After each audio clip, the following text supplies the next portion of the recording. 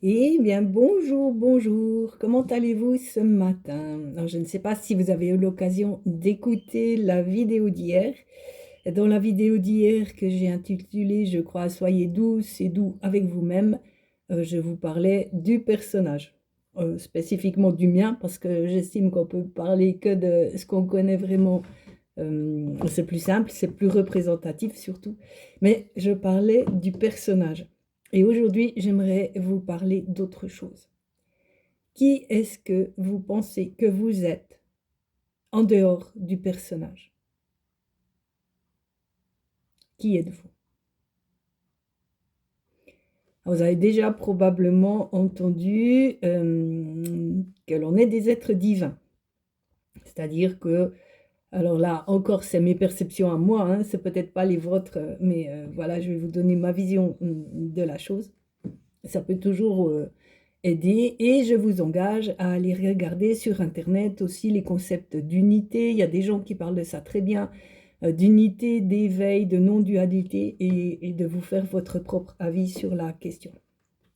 Donc, j'avais envie de dire que nous sommes des êtres divins, c'est-à-dire que nous émanons tous d'une source. Quelle est exactement cette source? Je ne sais pas. Mais on peut l'appeler la source, la conscience, avec un grand C, on peut l'appeler Dieu, on peut l'appeler l'intelligence infinie, on peut l'appeler de différentes manières, suivant nos perceptions, nos croyances et ce que l'on a envie de mettre comme terme là-dessus qui représente quelque chose pour soi. Et cette source est en chacun de nous. Nous sommes chacun, si on veut, la source incarnée sous une forme différenciée. Vous avez une forme, j'ai une forme, ma voisine a une forme, vos enfants ont une forme. On voit bien qu'on n'est pas dans le même corps, dans la même forme. Et on n'a pas les mêmes parcours.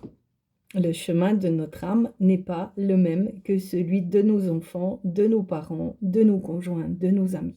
On a tous un parcours spécifique, c'est-à-dire une expression spécifique de cette source, de cette lumière en nous.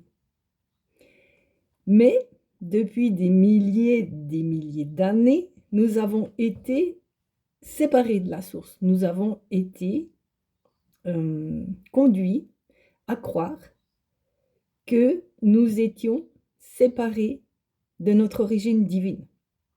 C'est-à-dire quelque part, il y a un Dieu ou il y a des dieux, suivant vos croyances.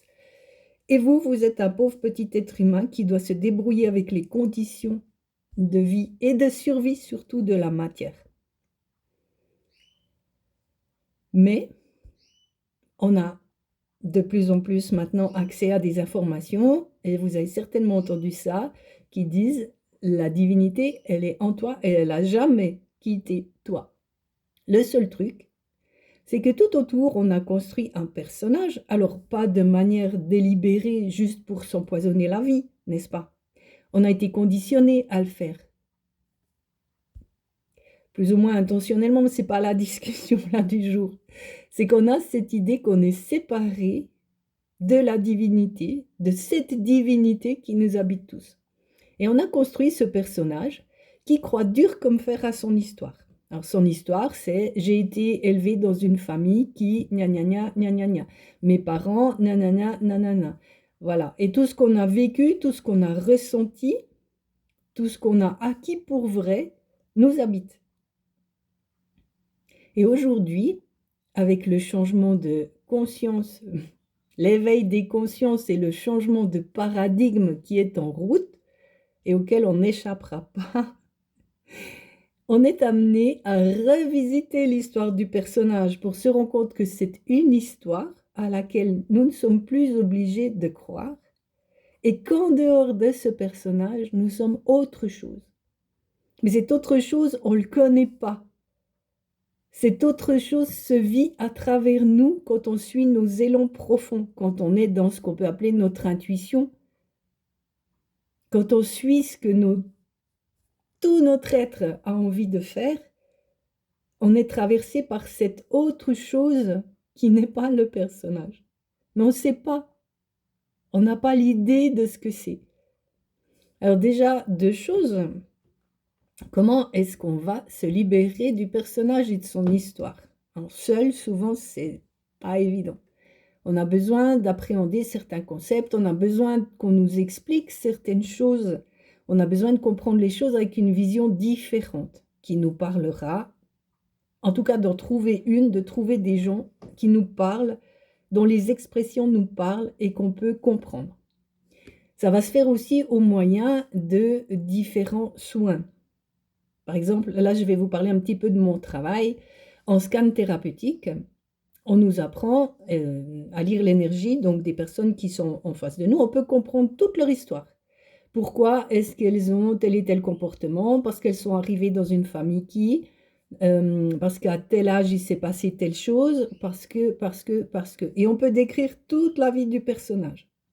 Moi, mon travail aujourd'hui, c'est de décrire cette vie du personnage, mais aussi de vous signaler que vous n'êtes pas ce personnage. Il habite en vous, il agit parfois à travers vous, mais vous n'êtes pas ce personnage. Et ça veut dire carrément changer sa vision du monde. Mais nous vivons dans un monde de matière, où on est contraint de vivre avec les lois de la matière. Par exemple, nous sommes soumis à la loi de la gravité, c'est indéniable, même si on peut commencer à vraiment comprendre qu'on vit dans un monde un peu illusoire, dans le sens où on nous a fait croire que le pouvoir appartenait à certaines personnes, que les privilèges appartenaient à certaines personnes, que toutes sortes de choses étaient incontournables, et que plus on se réveille à notre divinité intérieure, c'est-à-dire plus on se dirige vers quelque chose qui ressemble non plus à la dualité du monde dans lequel on vit, mais à quelque chose qui ressemble à l'unité, et plus on voit qu'on vit dans un monde illusoire. Sauf que on ne va pas se débarrasser de ce monde illusoire. On a les deux pieds dedans. Ça, je l'ai déjà évoqué. À un moment donné, ce n'est plus nous qui devons aller nous élever pour nous barrer de ce monde qui peut être un peu lourd, mais nous avons à révéler notre divinité, notre essence divine, pour l'incarner dans la matière. Et ça veut dire qu'on va être là, comme vous et moi, hein. On est là, physiquement, apparemment tout est comme d'hab. Mais notre vision des choses est différente. Avec une vision des choses différente, par exemple, alors je ne vais pas vous parler de l'unité et de l'éveil en détail ici, ça prendrait des heures, et moi-même, je n'ai pas encore appréhendé la totalité du concept pour le rendre digeste pour les personnes qui pourraient m'écouter. Mais c'est quelque chose qui fait que votre vision du monde, elle est élargie, elle sort du monde duel, c'est-à-dire il y a les bons, il y a les méchants, il y a ce qui est bien, il y a ce qui est mal. On arrive dans une vision globale où c'est il y a ce qu'il y a.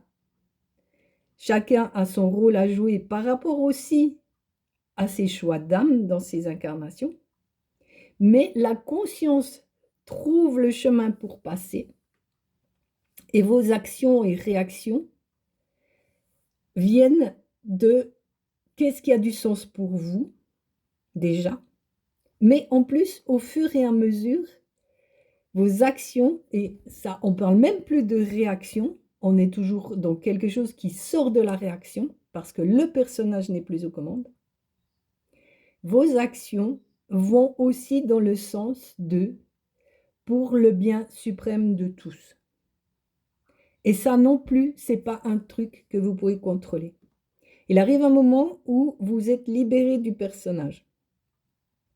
Donc je reprends parce que je me suis éloignée de mon travail. J'ai le scan thérapeutique qui permet d'expliquer l'histoire du personnage, et mon travail maintenant aujourd'hui, c'est de vous montrer que ce n'est pas la totalité, que vous n'êtes pas le personnage, et que c'est une réalité qui n'est pas une réalité aussi absolue qu'elle en a l'air. Il y a par exemple la généalogie multidimensionnelle qui nous permet de libérer dans nos cellules toutes les informations que l'on a engrangées par rapport à nos ancêtres. Mais pas seulement nos ancêtres directs, hein, ça peut aller dans des ancêtres, dans des mondes qu'on ne connaît même pas. On a accès à des choses qui sont juste en dehors de notre compréhension parfois. Mais on peut aussi avoir accès à des choses que juste de nos ancêtres directs. mais on se libère de ça parce que l'information dans nos cellules change. Quand l'information dans nos cellules change, la perception change. On n'est plus lié à nos comportements presque instinctifs, c'est-à-dire que vous êtes par exemple en face de votre maman, où il y a toujours un truc qui vous irrite, eh bien il arrive un moment où vous êtes en face de votre maman, vous vous rappelez que c'est votre maman, sur les papiers c'est votre maman, mais ce qu'elle fait, ce qu'elle ne fait pas, ça ne vient plus vous impacter. Pourquoi? Parce qu'on s'est libéré de ce qui pouvait être aliénant, dans le sens d'un attachement qui n'était pas qui ne nous permettait pas d'être libre face à maman. Et maman prend une place tout à fait différente. Pour moi, par exemple, ma maman, je me suis aperçue de ça il n'y a pas longtemps. C'est une personne que je connais par cœur, évidemment, mais que je ne vois plus. Alors, je sais qu'elle s'appelle maman, que c'est elle qui m'a mise au monde, ça ne change pas. Mais qui a plus d'impact sur ma vie. Je l'écoute, je l'entends, je la rejoins où elle est, je sais qu'elle essaye de me rejoindre où je suis, mais on n'est plus dans ma vision, et ce n'est pas quelque chose que j'ai voulu changer, c'est que je me suis rendu compte que ça avait changé en moi. On n'est plus dans une lignée, elle est ma maman, je suis la fille. On est passé à autre chose. Et ça enlève mais un poids énorme, c'est-à-dire que le personnage, alors lui, il n'aime pas trop ça parce que son histoire ne tient plus debout. Ça lui plaît moyennement. Mais, comme on a déjà vu, il pouvait être occupé à autre chose, c'est pas si important. Donc voilà, dans mon travail, je permets aussi aux gens de se libérer de ce qui les retient encore, de l'expression de leur divinité. Alors, chacun est sur son chemin et c'est très bien.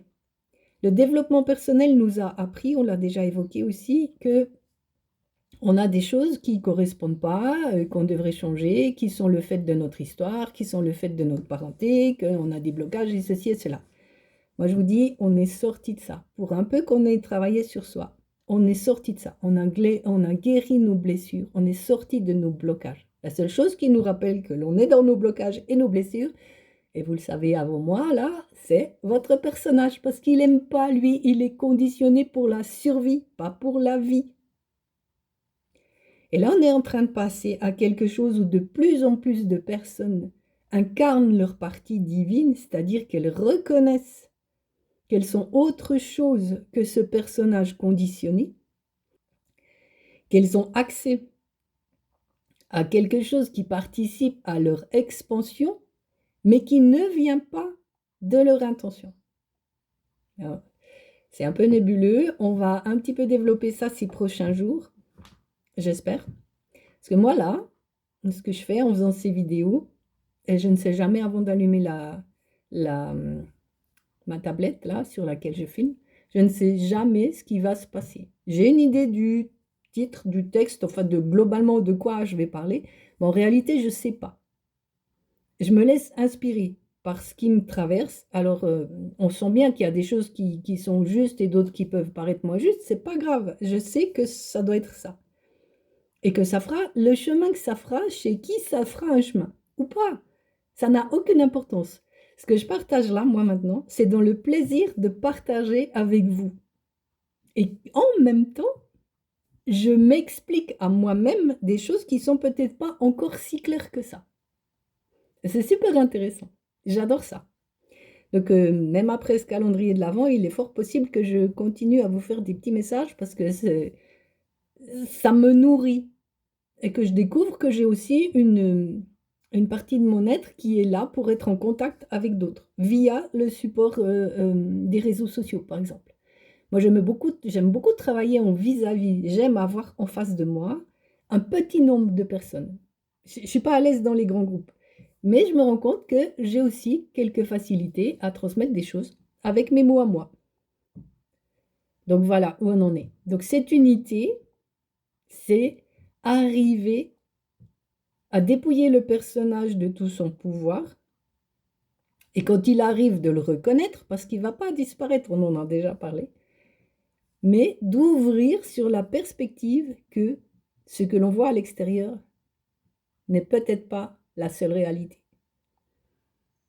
Et c'est même sans doute pas la seule réalité. Après, on verra demain comment on navigue, non pas demain, après-demain, comment on navigue dans ces réalités qui semblent opposées. Alors j'espère que ceci vous aura apporté quelque chose. Comme toujours, posez-moi des questions si c'est pas clair ou demandez-moi des précisions ou demandez-moi ou partagez-moi vos témoignages, vos propres expériences, qu'on puisse mettre à plat les choses et voir où on en est. D'accord? En tout cas, je vous embrasse, je vous remercie d'être là et puis, je vous dis à demain. Demain, on va faire, une petite méditation pour le solstice d'hiver. On aura des belles présences lumineuses. Je sais déjà qui va être par là et j'espère que ça vous plaira. En tout cas, je vous embrasse. Je vous souhaite une excellente journée et je vous dis à tout bientôt.